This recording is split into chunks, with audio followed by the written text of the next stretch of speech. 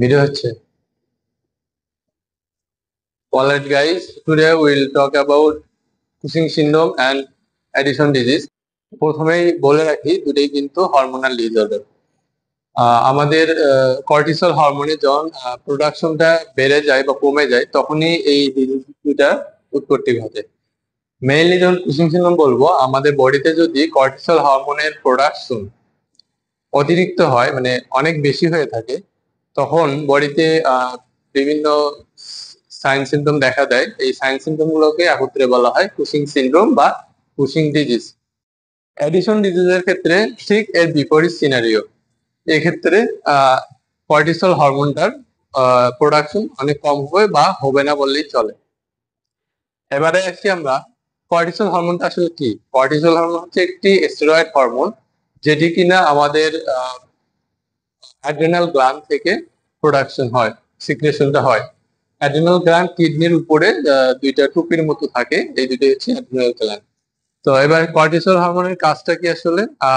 Blood pressure maintain করা এবং আমাদের বডির যে বিভিন্ন ধরনের স্ট্রেস আছে এইগুলোর প্রতি রেসপন্স করা। এই জন্য অনেক সময় কর্টিসল হরমোনকে আবার স্ট্রেস হরমোনও বলা হয়। খুব সহজে আমরা কিভাবে এই ডিজিজ দুটোকে আলাদা করব? প্রথমেই বিগ, দেন রাউন্ড এবং হেয়ারি স্কিন দেখেই আমরা ডিটেক্ট করব এটা কুশিং সিনড্রোম।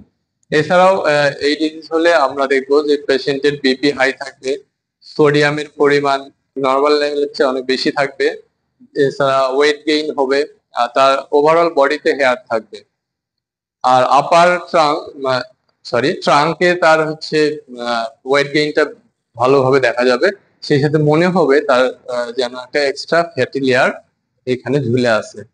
এছাড়াও তার আমরা যদি ফেসটা দেখি, ফেসে বোঝা যাবে যে একটা রাউন্ড এবং মুন ফেস। এছাড়াও চিকে দুই পাশে তার হচ্ছে পিঙ্কিশ কালার থাকবে।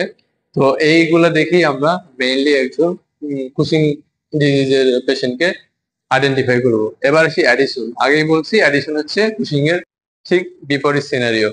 তো এই ক্ষেত্রে পেশেন্টের ওয়েট লস হবে, তার অ্যালোপেশিয়া হবে, অর্থাৎ হেয়ার পড়ে যাবে আর কি, ওই যে টাকলা মাথা হয়ে যাবে।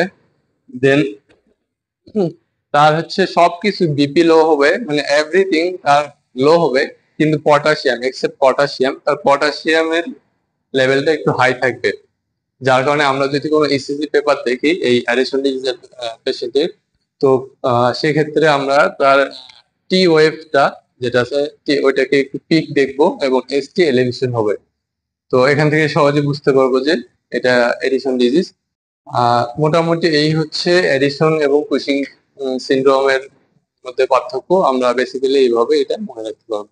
আশা করি সবাই বুঝতে পেরেছেন। যদি ফার্দার কারো কোনো প্রশ্ন থাকে বা এই বিষয়ে জানার থাকে অবশ্যই কমেন্টসে জানিয়ে দিবেন। ধন্যবাদ সবাইকে।